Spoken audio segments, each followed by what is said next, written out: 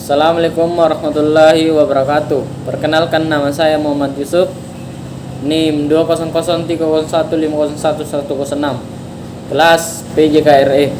Saya akan menjelaskan tentang perencanaan promosi kesehatan.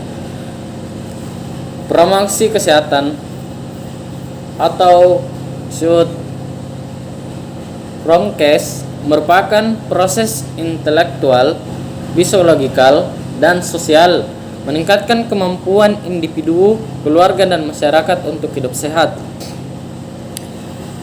dan didasarkan pada prinsip ilmiah, fasilitas proses belajar, dan perubahan perilaku secara sukarela. Tujuannya untuk mengubah pengetahuan dan perilaku agar masyarakat dapat memelihara kesehatannya sendiri.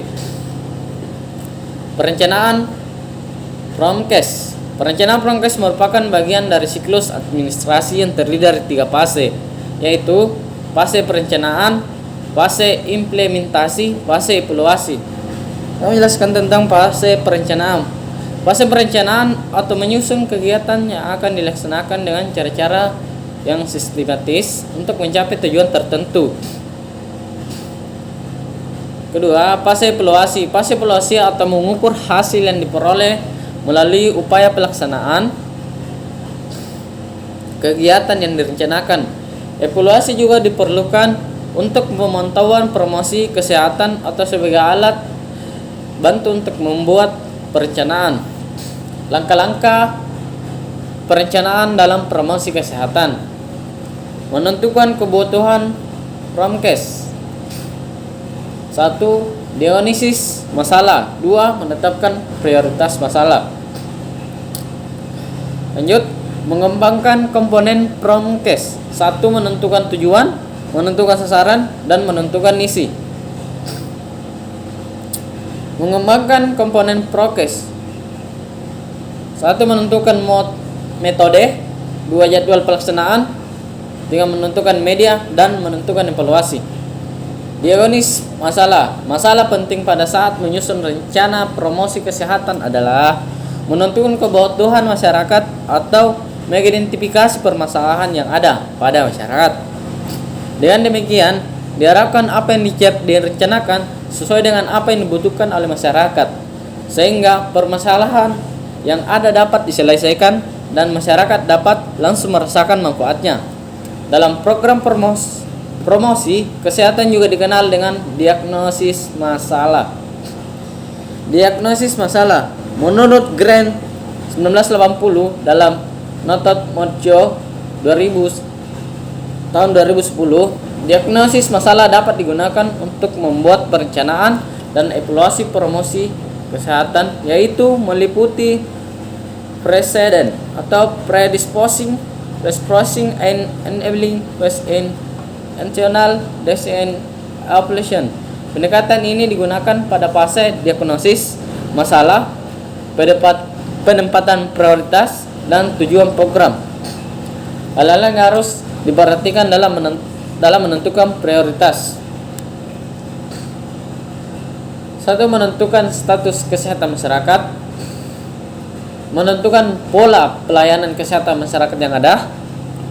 3. Menentukan hubungan antara status kesehatan dan pelayanan kesehatan di masyarakat. 4. Menentukan determinan masalah kesehatan masyarakat atau tingkatan pendidikan, umur, jenis, kelamin, ras, letak geografis, kebiasaan atau perilaku, dan kepercayaan yang dianut. 5. Mempertimbangkan beratnya masalah dan akibat yang ditimbulkan, pertimbangan politis, sumber daya yang ada di masyarakat.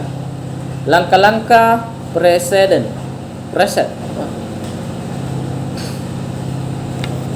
Fase 1. Diagnosis sosial. Social net assessment. Fase ini merupakan proses penentuan persepsi masyarakat terhadap kebutuhannya atau terhadap kualitas hidup serta aspirasi untuk meningkatkan kualitas melalui partisipasi. Penilaian dapat dilakukan atas dasar data sensus, peta statik yang ada atau pengumpulan data secara langsung dari masyarakat. Dapat dilakukan melalui wawancara dengan informan kunci, forum yang ada di masyarakat, diskusi kelompok terarah atau DKT, dan survei. Fase kedua, diagnosis epidemiologi adalah identifikasi faktor yang berpengaruh terhadap kualitas hidup seseorang atau masyarakat. Identifikasi kelompok yang rawan terkena masalah kesehatan dengan mempertimbangkan umur, jenis kelamin, lokasi atau tempat tinggal, dan sebagainya.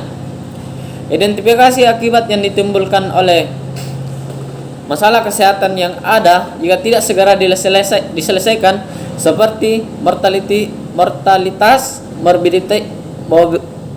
morbiditas, dan disability, tanda dan gejala yang ditimbulkan. Cara menanggulangi masalah antara lain imunisasi, perawatan, perubahan lingkungan, atau faktor perilaku masyarakat. Informasi tersebut sangat diperlukan untuk menetapkan prioritas yang didasarkan pada pertimbangan besarnya masalah, akibat, dan kemungkinan untuk diubah.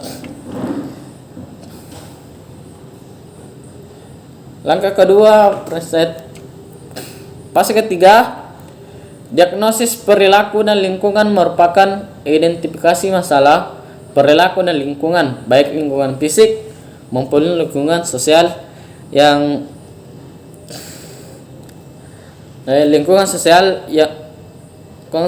berpengaruh terhadap masalah kesehatan. Indikator perilaku meliputi penggunaan sarana pelayanan kesehatan, preventive action, pola konsumsi, kepatuhan, dan self care. Indikator lingkungan meliputi keadaan sosial, ekonomi, dan fisik, sementara dimensi pelayanan kesehatan meliputi keterjangkauan, kemampuan, pemerataan, dan mutu pelayanan.